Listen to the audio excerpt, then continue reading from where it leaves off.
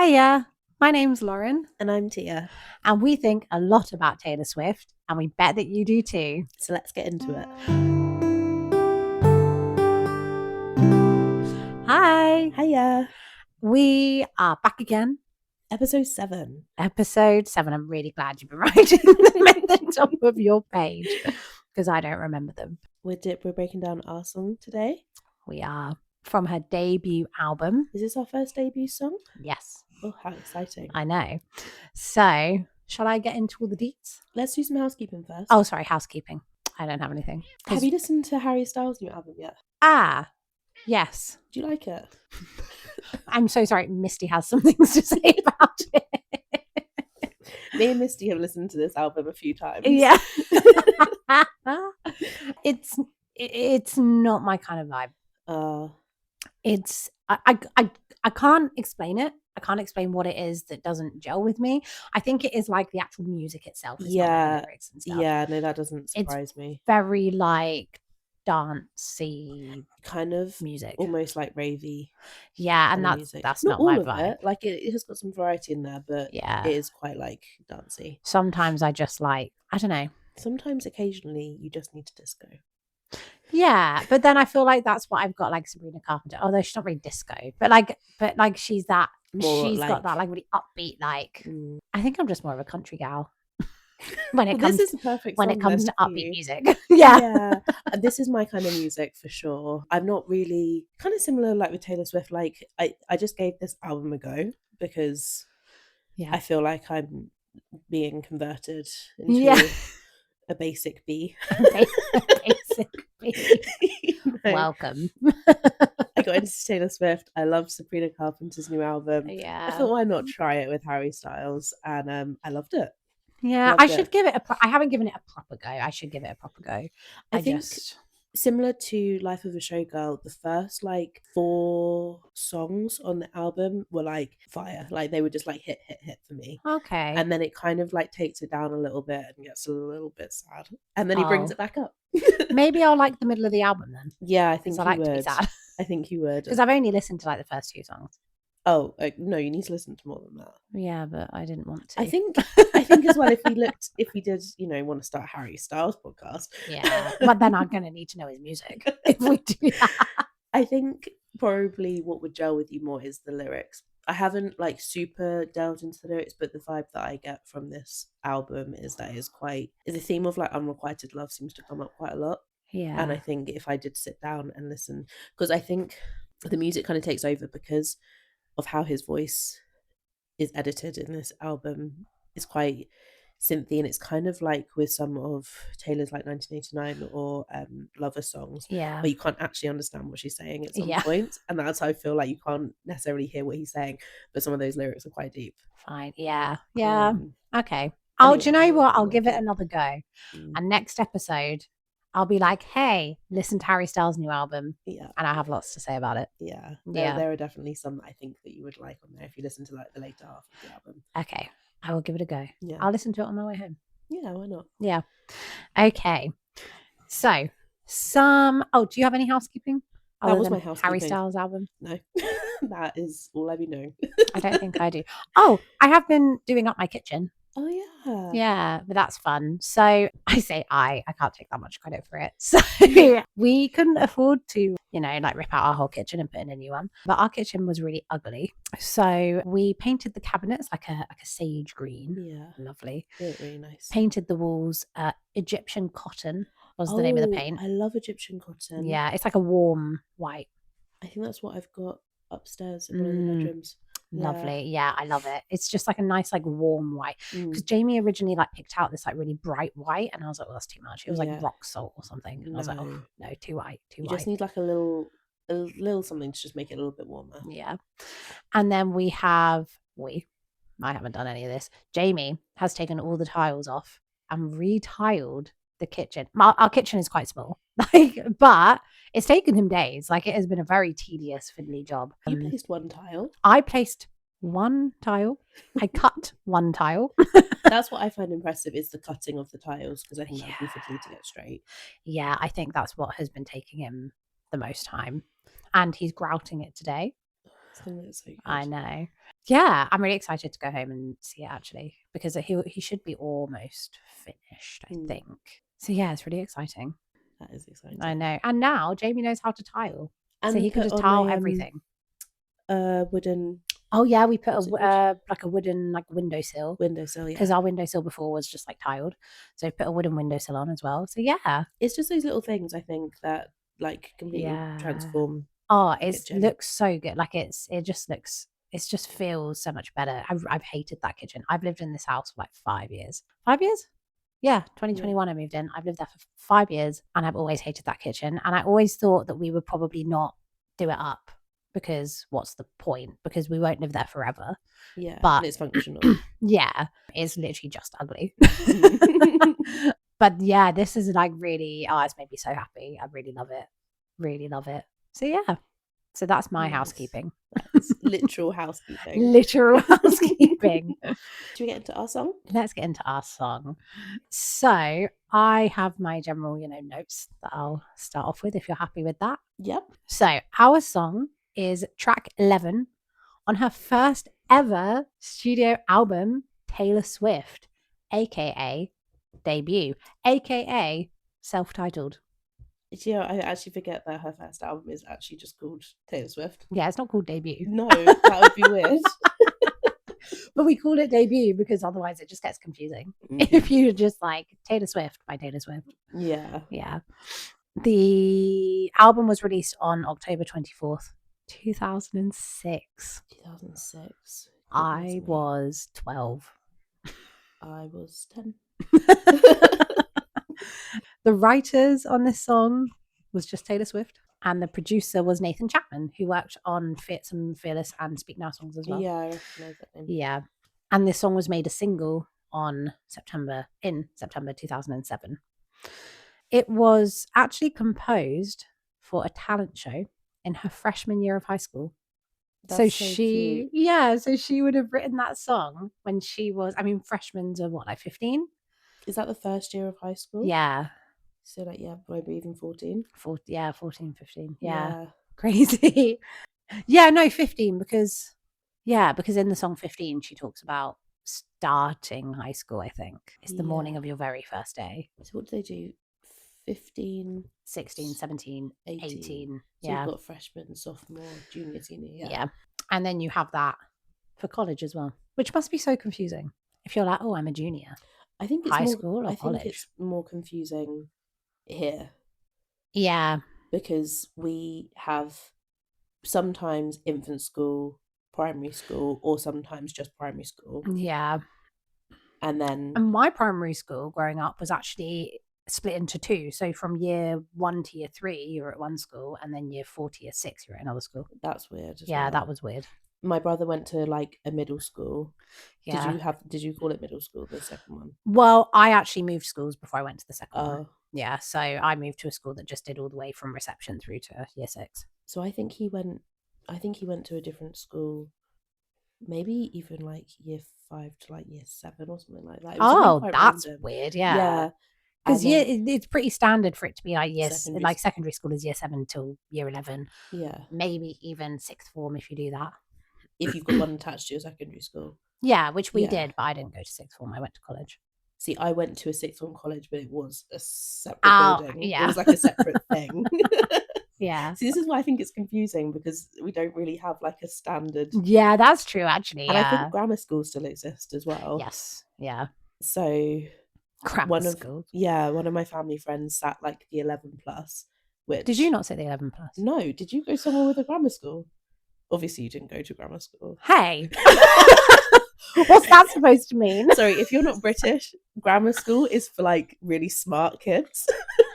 Yeah, so what an insult that was. So you sit your 11 plus when you're 11, and if you don't get very good results, you just go to a regular secondary school. So you had to, at my primary school, everyone sat the 11 plus. Yeah. Because we had a few grammar schools around us. I didn't sit it because I didn't want to. I was like, I don't want to go to a grammar school. I want to go to the same school that my brother and sister are at. Oh, so you wouldn't have got in? No. I think you're being mean to me. I'm very clever.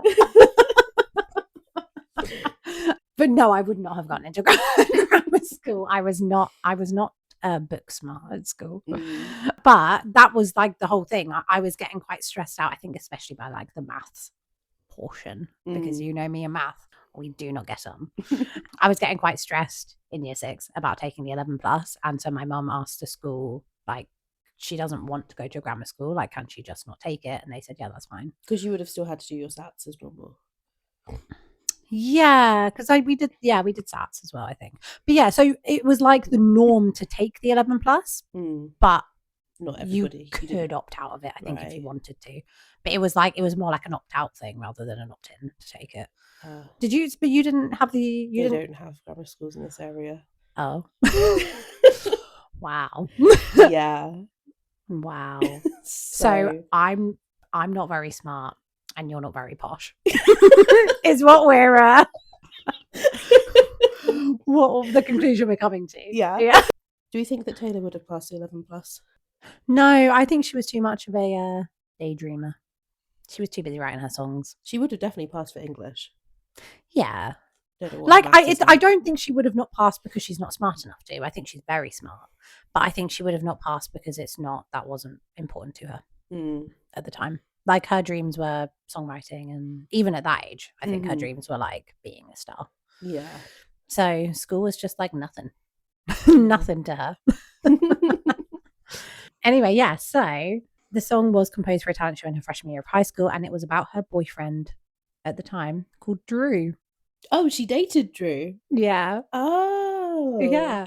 And then I have a note here, text from Tia, June 2024. And I have a text message from you, June 2024, which is when you started. It was after Torture Poets came out, so you had started your Swiftie journey. Yes. You said, I have 2 questions. I'm not going to say the second one because it's not related. But the first question, why does Taylor Swift fall for guys with dorky names? Or does she make up these awful names? Tim? Drew? Eli? And it made me laugh because you got Eli from If This Was a Movie. Yeah. But that's not the line. But I thought it was... I thought it was come back to meet Eli. Yeah, I thought that too when I first listened to it. But it's actually come back to meet Eli. Yeah. You would if this were a movie. Anyway, that made me laugh. And Tim is Tim McGraw? Yeah, I think so. And I obviously didn't know who that was at that point, and obviously she wasn't in love with him. Yeah. But if a guy's called Andrew, right? Andy. Yeah, but I don't think I like Andy either. It's just kind of a dorky name, isn't it? However you spell it up. We've lost all the Andrews that were listening. All the Andys, Andrews, or Drews. I don't think that you get many young people with the name Andrew anymore. No, I went to college with Andrew, who was actually younger than me. I feel like I've known an Andrew in my life. I do know an Andrew. Yeah. That's your age? Yeah, around my age, or maybe like a year or 2 younger. Yeah. I wouldn't say it's a common name. No. It's more like a dad name. I just don't feel like I know that many Andrews in general. I don't know anybody that goes by Drew. No, but that's very American, I think. Yeah. Yeah. Drew. So this is about the Drew that caused the teardrop. Yeah. Teardrops on my guitar. Yeah. So yeah, I just thought that was a cute, fun fact. So they were dating at the time. She wrote the song for him and then performed it in front of the whole school. Yeah, wow. I think so. That's brave. Yeah, it's quite a cute, it's quite a cute song to write for your like school boyfriend, isn't it? Yeah. Anyway, shall we get into the lyrics? Yes. Okay. So I wanted to first say that it starts with a fiddle and a banjo, which is just so early Taylor. Yeah. And I love it. Very country. Oh, I love it. It's just, because it's like so nostalgic. Yeah. Yeah, it's so great. And the first verse, I was riding shotgun with my hair undone in the front seat of his car. He's got a one-hand feel on the steering wheel, the other on my heart. So, I mean, I've kind of just put general notes that it paints a picture. It's all very relaxed and it's all very unproblematic because they're teenagers. They don't have a care in the world. They don't. And it does paint a picture of like this carefree, like kind of summer. Yeah. Like, yeah. I do have a question. Uh-huh. I was riding shotgun. Are there other people in the car? Do you think she's called Shotgun?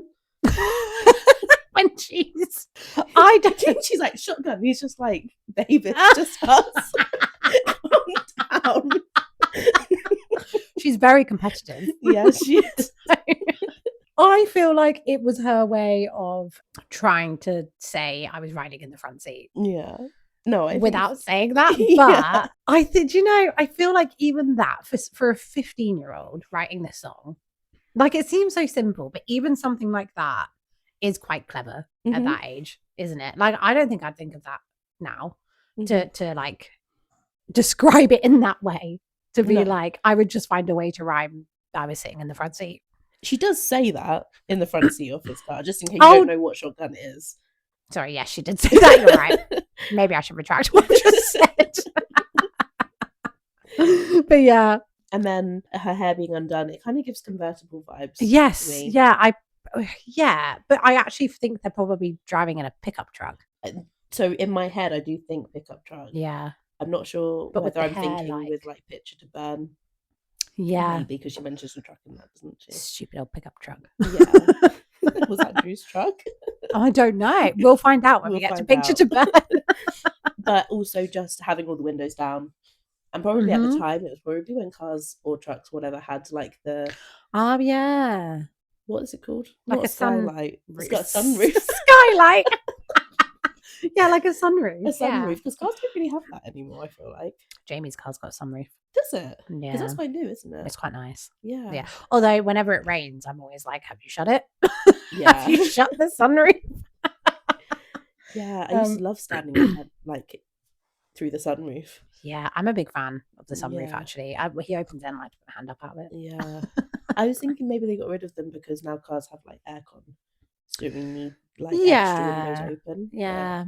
Yeah. But yeah, just very like nostalgic, like summertime, like, you know, like leaning your head out the window. Oh yeah, doing that.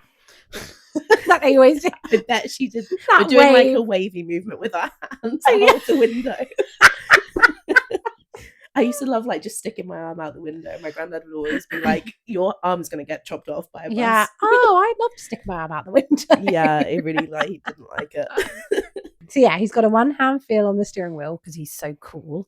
One-hand feel. Do you think that she only put in that line so that she had something to rhyme with steering wheel? Because what does that mean? Yeah, maybe. One-hand feel. I feel like it just, one-hand feel. I think she was trying to make it rhyme. I think so. I mean, I guess you could kind of like think of it like it's the like vibe. This, like kind of just like feeling the steering rubbing wheel. the Yeah. steering wheel.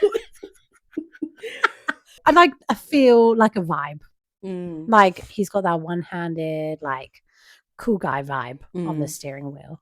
I guess. I don't think that's what she meant, but that's how I'm going to interpret it. That's better than it just being like, he's got one hand, feel, steering wheel. Yeah. The other on my heart. Which, having a hand on your heart, represents sincerity, empathy, and a deep connection. Lovely. I mean, they're like 15, but I look around, turn the radio down. He says, "Baby, is something wrong?" I say, "Nothing. I was just thinking how we don't have a song." Such teenage problems. Such teenage problems. And I think the way like she has, he's like, he said, I said, is like very country way of like storytelling in songs, isn't it? Yeah. Do we think this is something that actually happened for her to then write about it? Yeah. I don't know. Yeah, probably. I feel like this is the kind of conversation like teenagers would have. Yeah, that's true. Yeah. Because, do you and Calvin have a song? I would have said that our song probably would have been Budapest by George Ezra.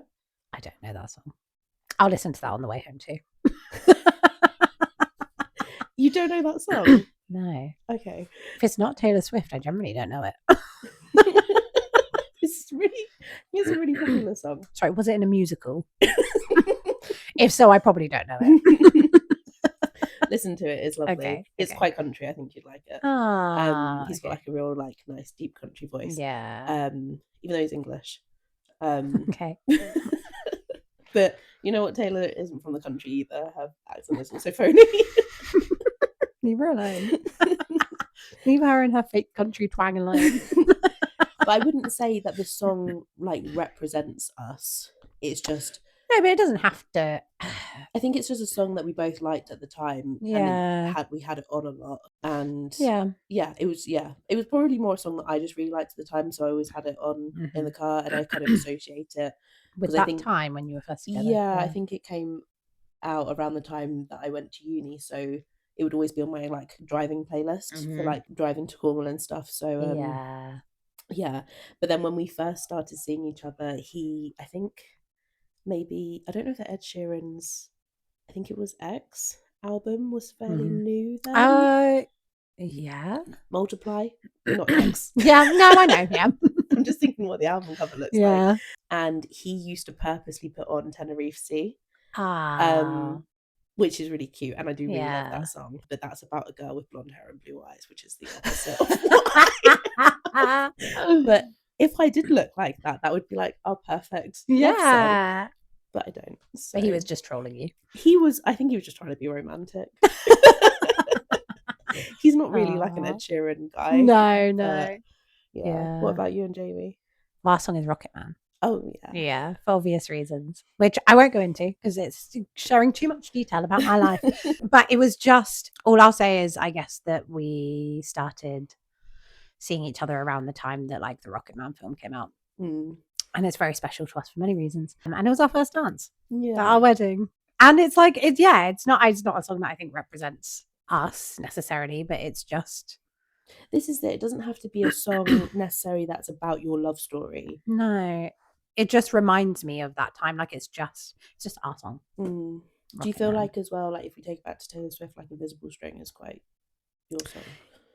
Yeah, but only because it's another song that reflects a lot. It reflects a lot, but it's saying that like obviously all along, all through all of those mistakes, there's been this string that's actually been tying us together for us to meet. And when that song first came out, I was just like, oh my God, this is that I guess would be a song that would describe our relationship as like having an invisible string, because we lived and like our lives were so parallel to one another for so long. You could like have met at different points. There's so many you were supposed to meet. Like there's so many points that we could have met each other that for some reason fate decided that we didn't until we did, and it was the perfect time to meet, really. But yeah, I would say so. That and Rocket Man, both featured at my wedding. Neither of those songs I don't think were featured. Of my songs were featured at my wedding. I remember you walked down the aisle to Songbird. Songbird, that was it. You walked out to Here Comes the Sun. Yeah. Oh yeah, because we both really like the Beatles. I love that song. Yeah. I nearly walked out to that song. Yeah. But we walked out to the Bob's Burgers theme song. Because I don't know if anybody listening to this watches Bob's Burgers, but me and Jamie love Bob's Burgers. And I said one time, oh, wouldn't it be funny if we walked out to that song? And he was like, oh my God, that's perfect. And I think it's one of those songs as well that unless you know, like you wouldn't really think know. About it. It just sounds like quite a cheery, like kind of jingly song. There's like a little like dog barking at the beginning of it. It's so funny. What was your first dance? Why can't you remember this? I can remember. I just need to think of the tune. Can't Take My Eyes Off of You by Frankie Valli. Yeah, because when Emma got married, she was talking about having a song that isn't so current, that is like it's only popular now and you'd hear it on the radio now, but you wouldn't hear it on the radio in like 10-15 years.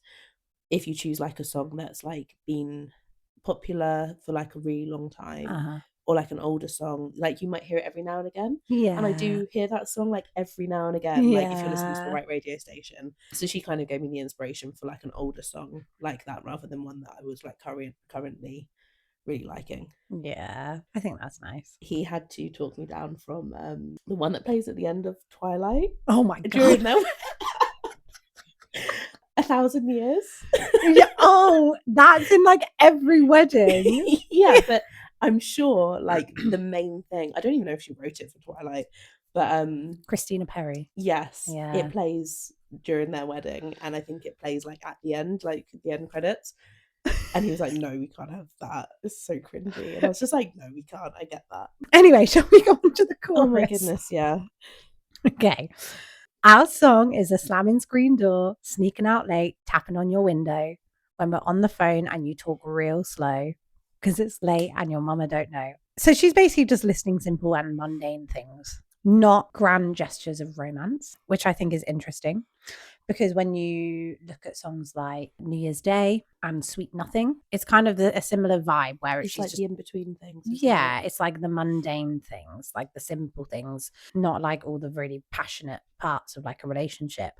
And I think she, even from a teenager, even from like her very first relationship, she is already talking about those like simple things and those mundane things, which I think shows that she is someone, as much as she says, like, you know, like, oh, she likes shiny things, but like, I'd marry you with paper rings.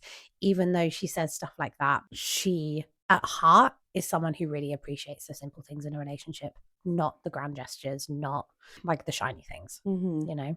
Yeah, no, definitely. Yeah. I like the slamming screen door. I think that just paints like great imagery of like those like fly screens that they have in like the south of America, I guess. Yeah. And the like excitement. So it's like it's just such a simple line, but it's just like you can just imagine her like him being in his truck outside, like maybe like beeping her, and like she's coming like flying down the stairs, like she's slamming the door, and because it's like a lightweight kind of thing, it just like stands closed behind him, and she's just excited to see him. Like it's just cute. Yeah, I love that. There's also so when we're on the phone and you talk real slow because it's late and your mama don't know. Yeah. A lot of people, and I think I agree with this actually, I think I'm included in this, a lot of people think that she should have said talk real low because talking real slow doesn't make a lot of sense. Because if you're talking slow but still really loud, like your mum's gonna hear you. Yeah. So people, everyone was like, why didn't she say you talk real low? Because then you're talking quietly and it makes more sense. And I think I do agree with that. But she also wrote this when she was like 15. So yeah, you know, I can forgive it. and I think talking real slow kind of gives like a romantic element to it, even though the reasoning is wrong. Yeah. It's like it's intimate. Makes it more intimate, doesn't it? Hi, editing Lauren here. I'm just adding a little note to say that whilst I'm recording this episode, Taylor has actually just had an interview released with the New York Times Magazine where she talks about this line. Talk about weird timing for that to happen.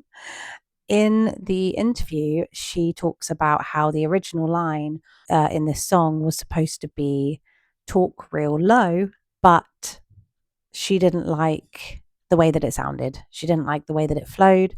She didn't like the L at the end of real leading into the L at the beginning of low and how that all kind of mashed together. And she thought talk real slow sounded better, even if it didn't necessarily make the most sense. So I just wanted to add that little note, which has come out after we've recorded, but before we've released the episode. It's like it was meant to be. Anyway, back to it. Bye. It is obviously quite nostalgic because it's late and your mama don't know. It's a time of landline still. Yeah. If that landline rings, she's gonna know about it. Yeah. And also, like, I don't know if you remember this, but I feel like I remember it costing more after like a certain time in the evening if you're making calls. I was never making calls at that time. Did you never call your friends? And you have to be like, oh, hi, it's Tia, is Sarah home? Yeah. I mean, yeah, I did call my friends, but I don't know, never late at night. No, because it cost more money. I was talking to them on MSN. No, before MSN. I don't know. At Maybe the time you had that a computer I was like before up I did. late, But... we did. I feel like we did have a computer quite early. Maybe I had a computer. I played The Sims 1, so I had a computer. I think before I was a teenager. Yeah, like I was probably like before I was like 10, maybe. Not my personal computer. It was like the family computer. But yeah, I would say before I was like 10. Yeah. I had a computer because I was playing The Sims. Strictly business. I remember going to my cousin's house and watching them play. Like we would play stuff on like the CD-ROM. I remember having Stuart Little on the CD-ROM. Yeah. My nan had a game called Earthworm Jim. No, but it was really great. It was like the best game. And I can't even really remember. You're just a worm. Maybe this is Going where to my the gym? obsession with. No, he's called Jim. Oh, No, okay. Earthworm Jim. I was imagining like it's like a gymnasium for earthworms. No, he's just an earthworm and he's called Jim. Oh. But it was like you had like obstacles. You were just like making your way through obstacles and stuff. Mm. Kind of like Mario. Oh, okay. But you're a worm. Yeah. A big fan. It was a great game. Anyway, I remember there being something about if you make calls like after like 5 or 6 o'clock in the evening, it does cost more money, or like you can have free calls up until like yeah, 5. maybe. So I was thinking maybe that was another reason the mum might be annoyed. Yeah, if they're making stop late. spending all our money. Yeah, it's like a dad when you leave the light on. He's like, yeah, you're wasting all my money. yeah, and also you should be asleep. Yeah. You've got school in the morning. Our song is The Way You Laugh, the first date. Man, I didn't kiss her and I should have. And when I got home, before I said amen, asking God if he could play it again. So It's just so wholesome. yeah, it is. And it's interesting because in this first album, and maybe a little bit in Fearless, she does talk about religion in a less metaphorical way than she does in songs like False God. You know, It's quite a country thing though as well. Yes, yeah, absolutely. Like the southern states, I think are very religious. Yeah, I mean, America in general, I think is quite religious, but yeah, more so like the southern states. yeah. And I just thought it was interesting because she very early on in her career, she was more religion focused. And then I don't know if she necessarily did lose that religion, but she does say in Soon You'll Get Better from Lover, when she's singing about obviously her mum, she does talk about finding her faith. Then she sings, you know, desperate people find faith, so now I pray to Jesus too. So I don't know if somewhere along the way she did lose her faith and then found it again during like that desperate time. I've just put, before I said amen, he's just a good Christian boy. Even though I guess like the first like couple of lines of the chorus make it out like he could be like a little bit of a bad boy, like sneaking out late, this is on the her window. saying amen. I think this is her praying. No. But when I got home, before I said amen. No, because at the end of the first verse, he says, our song is a slamming screen door. Later on, it's her perspective. Yeah, which I didn't realize until we started breaking down these lyrics. So like all of this is him saying it. I mean, I knew that I didn't kiss her and I should have. He's like saying to his friends. Yeah, I knew that it changed perspective later, but I didn't put that together. I thought that was her saying when I got home. Yeah. Interesting. Wow, I know nothing. This is why I couldn't go to a grammar school. And he's saying, tapping on your window, like he's going, and you can imagine him like throwing rocks at the window. Yeah. And it's late because your mama don't know. And I'm sure I read somewhere that like her mum used to like pace outside her door to like see if she was asleep. So I think this whole chorus is him. That makes a lot of sense. Yeah. I never put that together. Yeah. Well, I put about him saying, well, her technically saying, asking God if he could play it again, but I thought it was her saying it. But I mean, it works for either of them it because does, she does sing it later in her perspective. But yeah, they just want to relive these moments. Yeah. These sweet, simple moments of just like happiness. And it's like a simpler version of Fever Dream High in the Quiet of the Night from Cruel Summer. Yeah. It's just that thing, isn't it, of like coming home from like a date and just being like, oh, that was really nice. We should do it again. Yeah. Verse 2. I was walking up the front porch steps after everything that day had gone all wrong and been trampled on and lost and thrown away. Got to the hallway, well on my way to my love in bed. I almost didn't notice all the roses and the note that said. So she's had a bad day. Yeah. And thinking about him and like him giving all the roses and the note has just made it better. Yeah. And it is literally just describing this like generally having a bad day. And I was thinking like, what kind of bad day is she going to have had, like being at school and stuff? Yeah. And then there's this like a throwaway line. I almost didn't notice all the roses and the note that said, and then it goes back to the chorus. Yeah. And that throwaway line again is quite a grand gesture. Like, especially if you look at the music video when it is literally like a bed of roses. Like it is a crazy amount of roses. And it's this material thing, this grand gesture. And it's just like a throwaway line. And the main focus of the song is about the memories. It's just another way of her showing how the simple things are more important to her. Yeah, for sure. And I think it's quite like, I think it's quite like romantic movie-esque, like Yeah. having all the roses on the bed. Yeah. But I don't know whether this would have been like based in reality or whether it's just Maybe it was just like a bunch of roses. yeah, maybe. But like again, they're like 15. Yeah. When would he have broken into our house? To put roses in a note there. Yeah. Getting into creepy territory again. Yeah, it's given you belong with me.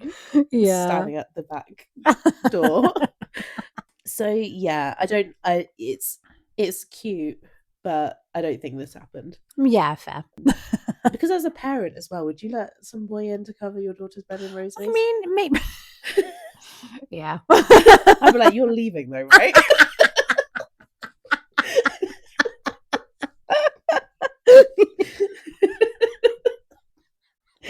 Yeah. Yeah. Yeah. I mean, he could have knocked on the door and been like, could you Spread those all over the bed, please. Yeah. Put this note. I don't know. Maybe it is weird. I don't know. But yeah. Yeah. I think, like, just taking it back to her bad day, she'd been trampled on. Do you think she'd been trampled on the gym floor? Oh, after dodgeball. Yeah, that's what I'm kind of imagining. That classic American experience. Being, like, knocked out by a volleyball. I don't imagine she was somebody that liked gym class. No, me neither. No. I can't really get the vibe whether she was, like, popular or not. Lost and Thrown Away makes me think that she didn't have very many friends. I don't know. I feel like she didn't get on at school. Not well. Maybe after she moved down south, I think maybe she was okay. I don't know where this. Fine. Yeah. I don't know why I think that. I don't know if I've read something. I feel like she got like taken the mick out a lot of. Yeah, I feel like she did. It's just crazy because she really strikes me as someone who would be popular because she is like, even as a teenager, well, from how we saw her as a teenager, like she was so pretty. Yeah. And I feel she's just got such a like infectious personality. Yeah. Like it's just so hard to imagine her not being popular, but we were all awkward teenagers at one point, weren't we? Yeah. And then the way that she like sings about meeting Abigail in 15, it kind of just makes me feel like, okay, well, she got her person now. Yeah. Like rather than being like super popular with everybody. But yeah, I mean, we'll get onto the music video, but like the way she looks in the music video is kind of what I feel like the popular girls look like. Yeah, in absolutely. like films and stuff. Yeah. So we've got the chorus. We've got the chorus again. Which I haven't said anything more about because it's the same. Nope. Yep. And then the bridge. Yes. It's a little bridge. It's a very short bridge. Yeah. Well, she hadn't mastered her building of bridges. No, it's just a little baby bridge. She wasn't quite the architect that she is now. No. I've heard every album, listened to the radio, waiting for something to come along that was as good as our song, because nothing can compare to their memories. Yeah. And their love is unique. Yeah. Yeah, there's nothing on the radio that's going to be better than like the memories that you've made together. And I think, and she likes the way that he's describing their love as well. Yeah. Like, because again, in the second verse, it's the note that said from him. So it is mostly from his perspective. Yeah. That's really changed. That's really changed the way that I was seeing this. Which is really, really cute, actually, because boys aren't very good at expressing themselves. Teenage boys, especially. Yeah. If you had like a song, so if you and Callum had like a song that was made up of like it's like this. If Callum had to write the song. No, you can write it. That was made up of like sounds and memories. Do you know what I mean? Yeah. Because it is primarily again. Sounds. Sorry. This is like with the last song that we did, and you were like, what defines you? Oh yeah. I'm sorry. You can think about it. We can get back to it at the end. What defines your love? Yeah. Oh, okay. Easy question. But like, because I mean, I was thinking about this when I was going through this song, so I've obviously had a lot of time to think about this. Yeah. And I was thinking about all the sounds that like remind me of like Jamie or like home, you know. So I was thinking, size. Size. Oh my god, yeah, that's such a good one. That wasn't part of it, but that is like, yeah, that should be. Yeah, Jamie sighs a lot. He does a lot of like, I'll say something, I'll ask him like a stupid question, like what would you do if I turned into a worm? And he just goes.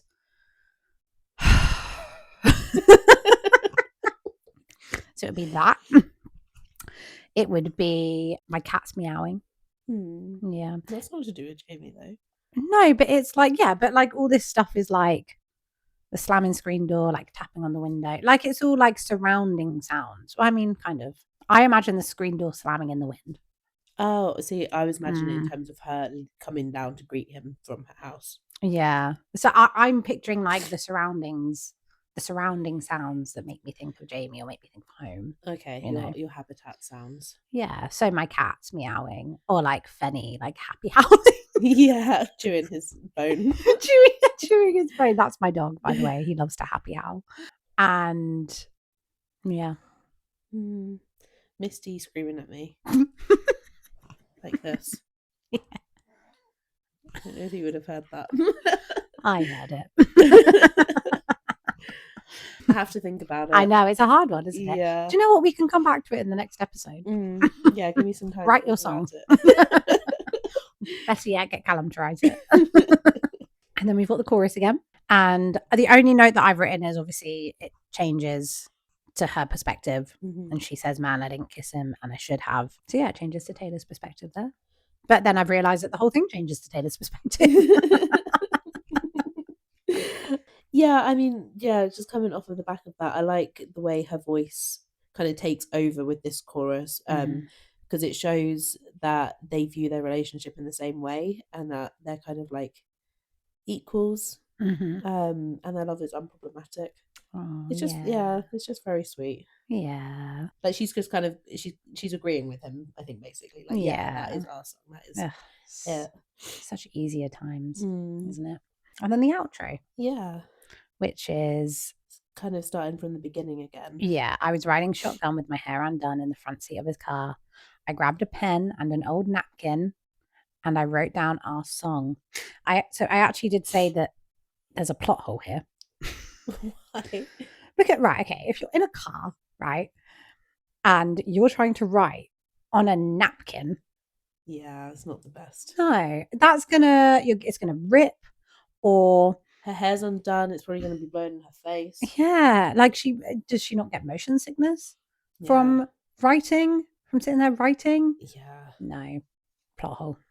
Yeah, she trying to like balance this old napkin on like the palm of her hand. Yeah, writing when he's like jostling her all about. And her hair is like all in her face. We could have ended an argument actually. But the sentiment is very romantic. Yeah, the sentiment's very sweet. Also, an old napkin. Like, what was it used for? Oh, I hope it's not a used napkin. I hope it's not like a tissue. That's kind of what a napkin is. He's like blown his nose into. Well, a napkin is like a thicker tissue. No? I suppose you can have like a cloth napkin. Well, no, that's not one. If someone wrote on my cloth napkin, I would be like, excuse me, that's reusable? And she's just like, yeah, no, it's got a song on it forever. I'd be like, put it in the fucking wash. No, I'd be really mad about that, actually. That would be an argument. I imagine it's a tissue napkin. Yeah, but like a tissue is very thin. Like a tissue that you would like blow your nose with is very thin. Yeah, but like, you know those square napkins that you get at like cafes and stuff? But that's what I'm imagining. Which is quite thin still. Like, I think if you're using like a biro, it probably would rip through it. Oh, yeah, no. Yeah, no. It's still too thin to write on. But not as thin as a tissue. No. As a square of tissue.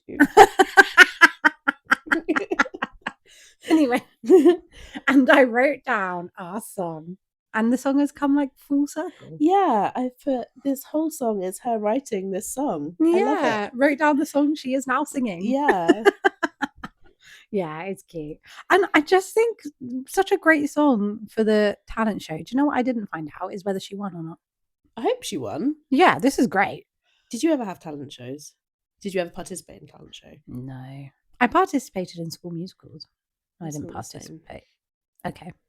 I mean, I participated in school musicals as well, but I wouldn't say that was a I talent show. can't really remember if we had talent shows or not. I remember having one that I did participate in at primary school. Oh, really? Yeah, me and my friend did a dance. Aww. Yeah. Was it cute? Yeah, it was. Ah, do you want to show us? What was it too? It was like the Crazy Frog or something. Oh my god! Yeah, that's so funny. Yeah, we went to dance together and we did one of our dances there. People seemed to be into it. I can't remember if it was like a win something kind of. I was going to say, did you win? I think it was just a talent show. Oh, show how talented you are. Just displaying talent. Yeah. And then we did have them periodically in secondary school, but it was mostly people singing covers of songs. Yeah. Or like playing the piano and stuff. No one wrote their own song. No. Because that is really impressive. So impressive. I don't know what I would have done at a school talent show, to be honest. I didn't have much talent. You were good at singing. There were people much better than me. Oh. And there are people much better than me now. I wouldn't win at a talent show now. Well, if you were doing a talent show now, that would be like Britain's Got Talent, right? Like, what talent show would you be participating in? Like say we'd had a work talent show. That would be so funny. I wish we'd done that. So I've got some music video notes. Same. So it was directed by Trey Fanjoy. Okay. Not a fan of Trey. Just gonna start off with that. Okay. It starts off and we've got straight hair Barbie Taylor with very heavy like 2000s makeup. Yeah. She's got like bright colourful eyeshadow. It is very of the time. Very of the time. I actually love the look, you know. I do. Because back then and probably up until maybe, I don't know, the resurgence of Barbie a few years ago, I was not into a look like that at all. But then ever since Barbie and like, I don't know, we've just been like celebrating like femininity a lot more. I look at that and I think, do you know what? She looks great. Like she does look great. I obviously prefer her more natural looks because I do generally just prefer a natural look, but I just think she did look great in that look.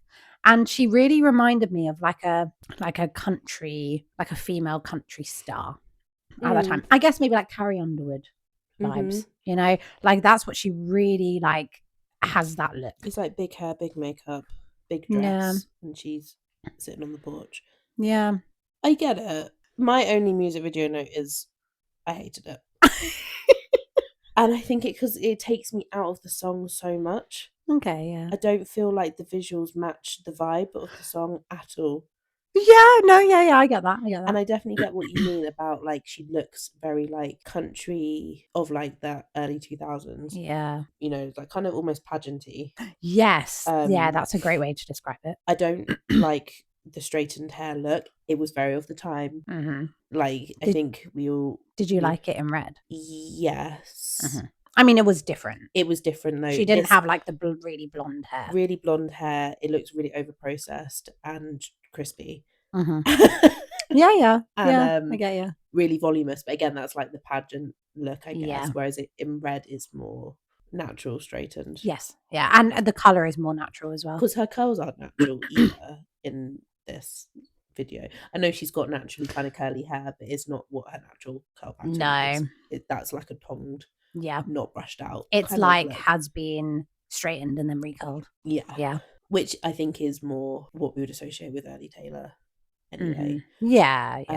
It's the way, like, I don't know, the way it opens and she's sitting there with her like doing her nail polish. Nail polish.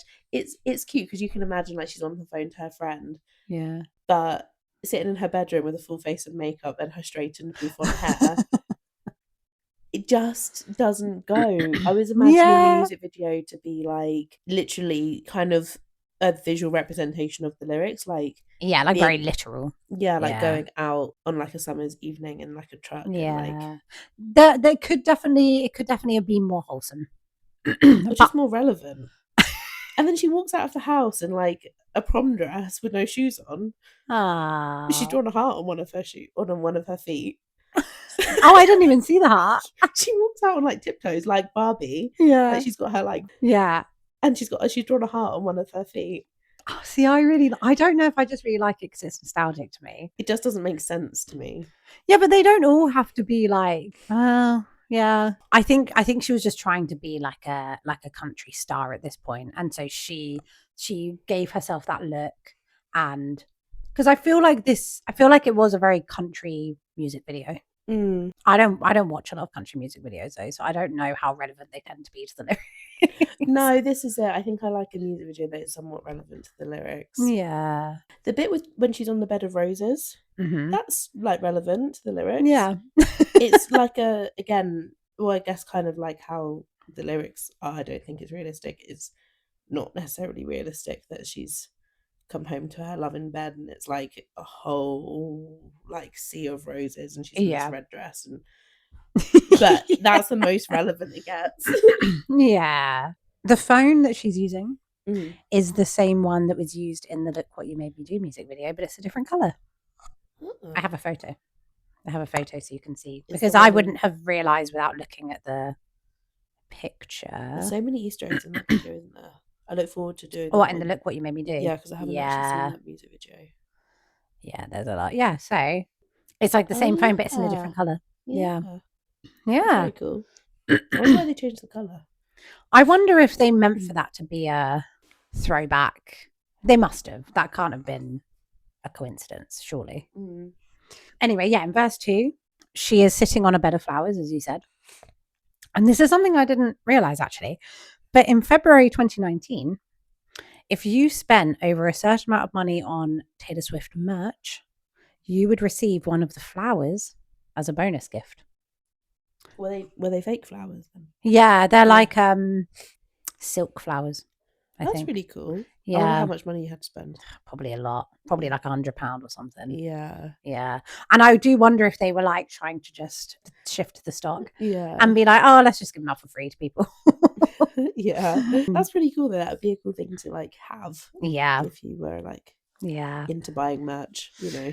Yeah. Yeah, it would be cool. Like I'd be happy if I had one. Because it's from way back when. Did people know that was happening? I think so. I didn't know, but I think they knew it was happening because I think people were purposely spending that much money. Yeah. And then the second chorus, she's wearing a black dress and a sparkly guitar.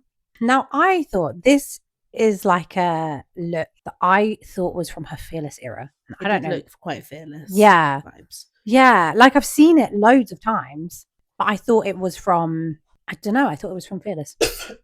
Weird. And I really like this part of the music video. If anything, this is like the bit that I like. Okay. But it doesn't go with the rest of it. Like, yeah, it is a bit like out of place, isn't it? It's almost like a bit like punky. Yeah. Like it does have that like angsty Taylor to it, doesn't it? Yeah. And like she's like kind of like rocking out with her band. And yeah, so you go from like Taylor just like in a tank top and shorts on her bedroom floor with her straightened hair and loads of makeup to her in a prom dress, to her in a bed of roses, to then her like kind of like rocking out like in like a kind of studio type thing. It's just random. What was Trey thinking? Bloody Trey Franjoy. Trey wasn't thinking. Was this Trey's first ever like directorial debut?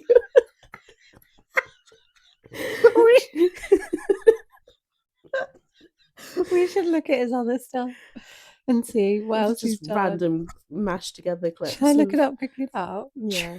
He never worked again. Never worked again. Trey Franjoy. She did our song Beautiful Lies, but I didn't realise there was a music video for that. Tim McGraw. Is there a music video for Tim McGraw? I don't know. We'll come to that. Yeah. See if it's any better. Picture to Burn. There definitely is a music video for that. Teardrops on My Guitar. Love Story. Oh, she did Love Story. Okay, so she did improve then. Because that's a good music video. Yeah. And she's done like other stuff that I haven't really heard of. But yeah. Yeah, the only other thing I have to say about the music video is that it's so nostalgic. It takes me back to a simpler time.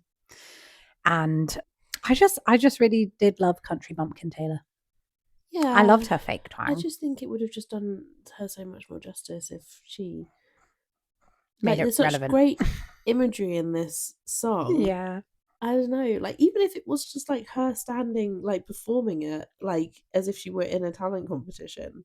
Oh, Like, I just that would have think been there so would have been, cute. They should have ended it like that. yeah. Wow. Why didn't you direct it? I should have done, shouldn't I? Yeah. You could have. Maybe that's my 10-year-old calling. director. There was a radio edit of this song. Okay. Have you heard this? No. It's got an electric guitar. Oh. Right. It sounds like a rock version of the song. Oh, is it good? I think I prefer the country version. Yeah. But let So me. a radio edit, does that mean that was the one that was played on the radio? Yeah, I think so. Or yeah, it must have been. Hold on, I'm getting up. But it's like where the banjo comes in, it's actually just like an electric guitar. Yeah, I didn't like that. No, we only listened to like the intro. That was way too aggressive. It's a bit much, isn't Yeah. it? I definitely prefer the banjo And it doesn't fiddle. go with like her cute little voice. No. I wonder what she'll do when Taylor's version comes out. Hopefully not that. No, not that. I hope she keeps the twang. Mm. I really do. So yeah, that was that. I did like in the music video that it had her guitarist. I don't know what his name is. The guy with the hair. The one with the hair. Yeah. That has the same hair now. Yeah. Even though he must be what, in his 40s? I think it's a wig. I think it was a wig back then. Wow, that's a hot take. I don't understand how it can be so silky and straight, but also then up. It doesn't look like it's been gelled up. Maybe it's a wig. I think it's a wig. And then the Eras tour. Mm-hmm. It was, I think, performed twice at the Eras tour. And I was thinking when I watched her playing it at the Eras tour, I wasn't there, but when I watched it on TV, I thought what a surreal experience that must have been for her to play this song to a crowded stadium when the first time she performed it was at a school talent show. Yeah. Like, isn't that great? Like, that she must have had a moment where she was thinking, oh my God. Yeah. Like, look at, this is where I started and this is where I am now. Yeah. Yeah, crazy. I personally wish that she would have done a debut set, even if it was just one song. I would have liked it to have been either our song. I think our song would have been the best choice if she did do like a one song debut set at the Eras tour. My favorite song, it's not my favorite song from debut. My favorite song is Mary's song. I love that song. But I think our song would have been the most well known from debut. Yeah, or typical. Yeah, but I just teardrops on my guitar. Yeah, but I just feel like our song is more of a fun, like, do you know what I mean? I mean, she only did one song from Speak Now, didn't she? So she could have just done like a one song set. I wish she had. Yeah. Because I think it deserved its time. Yeah. Yeah. I wonder why she didn't. I think just time, and she just thought no one would really care that much. Yeah. But I suppose Fearless is when she became like properly. Yeah. Which is sad because I feel like people like me who, you know, I debut, it's not her best album, but she was a child when she wrote it, but I still have a special place in my heart for it. So I would have liked it.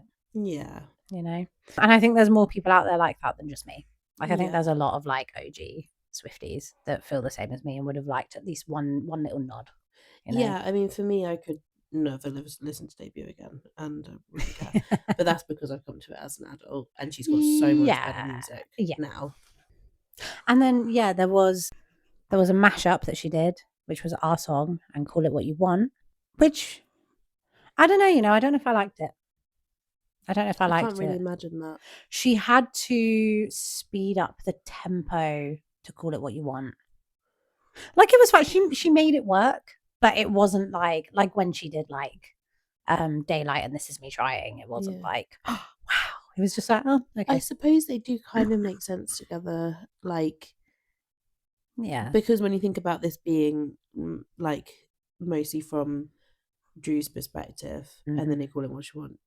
Yeah, and then in Call It What You Want, she's kind of saying call it what you want. So like he's defining it in like both songs, I guess. Yeah. Yeah. Maybe that connection, but I don't think that the vibes of the songs are the same. No. Like it was fine. It was fine. Like she made it work, but it certainly wasn't like my favorite mashup that she did. And that's all I got. Yeah. Yeah. Question of the week. Question of the fortnight. Question of the fortnight. Okay, so question of the fortnight is: would you consider cereal to be soup? I wouldn't. However, I don't have a good argument to back that up. Because you can get cold soup. Have you ever had that on holiday? Uh, It's not nice. uh, I'm sorry for any like Europeans that like I love cold soup. cold soup. It's like salad but soup. That sounds even worse. Yeah, it's disgusting. I'm just thinking of like wet, soggy lettuce. No, it's not chunks. Oh, okay. It's not like a broth. It's smooth. Okay. See, the thing is no, because cereal isn't soup. But also, if someone was like, no, cereal is soup, I think they would win the argument because I can't argue that it's not. Because depending on what kind of cereal you have, the cereal is kind of like the croutons of the milk soup. I'm picturing Cheerios. That's what I'm picturing Cheerios as well, even though I don't really eat Cheerios. No, I don't eat cereal. It's too much like soup for me. I mean, you eat it in the same way you would eat soup. Yeah. Although sometimes I don't like too much milk on my spoon for the cereal. And then of course. So I drain some of the milk off and then just have the like slightly wet cereal. And then that's weird. Drink the milk at the end. Whereas I wouldn't I wouldn't eat the chunks out of the soup and then drink the soup. I have a real issue with people who just drink glasses of milk. That's not drinking a glass of milk. Yeah, but it's like drinking a glass of milk. No, because it's usually got whatever flavour the cereal had. Okay, so you're drinking... Oh, well, no, flavoured milk is better. Like if it's like a chocolatey cereal. I did have a Yazoo yesterday. No? Yazoo? Yeah. Yeah. A strawberry Yazoo. Yeah. Yeah. That is drinking milk. Yeah, okay, but the people who just like pour a glass... I'm pretty sure Callum does this. He I think does, you told me. He loves and a glass of milk. Really upsets me, actually. It upsets me because I'm pretty sure he's like lactose intolerant. But people who just pour a glass of milk and then just drink a glass of milk. You have it with something. Like some biscuits. But he's still just drinking a glass of milk. Yeah. No. No, but it's weird. Yeah. It's gross. Yeah, no, it upsets me. I would drink a glass of milk, but it gives like a weird aftertaste, so I would have to have water afterwards. No. So no, in conclusion, cereal is not soup. However, I could probably be convinced that it is quite easily by someone. Yeah, I don't feel like I am on the side that cereal is soup, mostly because it's cold, and I don't think soup should be cold. What if you heat it up? Because you can have warm cereal. Ugh. Like, what about like Weetabix? I know it's not cereal technically, but like, do you have that warm? I don't eat Weetabix. I mean, I don't eat Weetabix, but when I was younger, I'm sure I remember having warm Weetabix, like it being put in the microwave so it could all like mush. Yeah. Yes.